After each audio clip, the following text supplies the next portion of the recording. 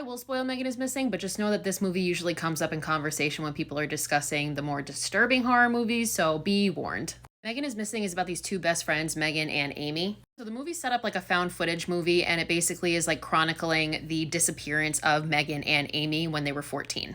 This is done through webcam footage that the girls took, news articles, and the point is to make children aware of online safety. So through webcam footage, we learn that Megan is super popular at school, but she also has a really dysfunctional relationship with her mother. Amy, on the other hand, has a really healthy relationship with her parents, but we see that she's a lot more immature than Megan. She kind of still clings onto her childhood. She has a lot of stuffed animals. And despite being best friends with Megan, Amy is a victim of bullying. So Megan decides that to help Amy fit in, she's going to take Amy to a party with her insufferable high school friends. This party's a perfect example of the differences between Megan and Amy. So Amy is just visibly uncomfortable. She ends up getting assaulted by a man because she rejects his advances. She goes to try and find Megan so that they can leave, but when she finds Megan, she walks in on her doing oral things, which Amy finds out that Megan was actually doing in exchange for drugs. The other friends start doing drugs. It's just a really disturbing thing because, again, they're all 14.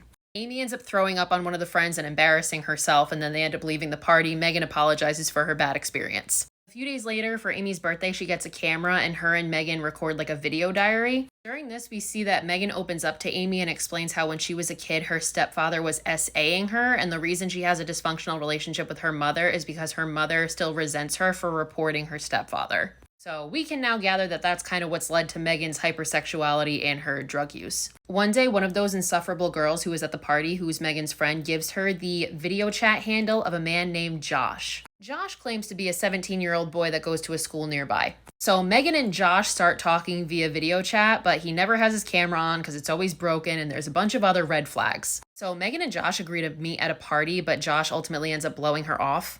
Megan confronts Josh on video chat that night, and he explains to her that he's just shy and describes to her what she was wearing at the party. So he's like, no, this is what you were wearing. I was there. I just couldn't approach you because I'm so shy. So he's watching her.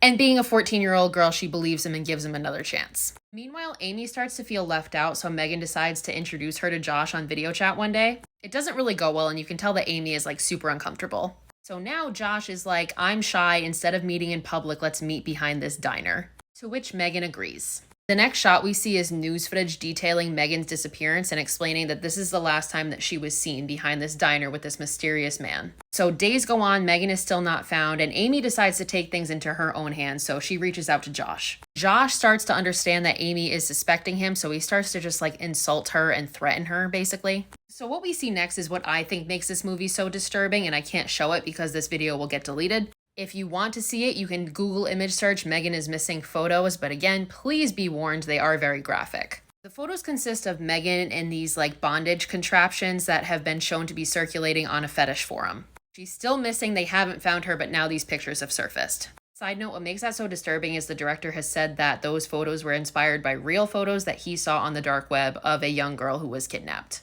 Megan has still not been found, Amy is still all stressed about it, and she is filming a video diary under a bridge one day. While she is recording, we see that she is grabbed by an unknown man. We never see his face. And we learn that police found her camera in a nearby garbage can and found that footage. So now Amy is missing. So in addition to the photos, the footage that comes next is what I think classifies this movie as disturbing to most people, because the next footage we see is all through Josh's point of view and what he does to the girls. So we see that Josh has Amy tied up in a dungeon, basically. He forces her to eat dog food from a bowl and then very brutally essays her. Josh then brings Amy to this blue barrel and basically tells her like, hey, if you get in this, I'll let you go because that way like you won't see where I'm bringing you.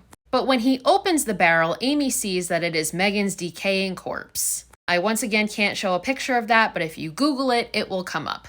Josh forces Amy in there where she has to sit with the corpse of her best friend begging for her life while he digs their grave. The final scene is him putting the barrel in that hole and then covering it up and walking away.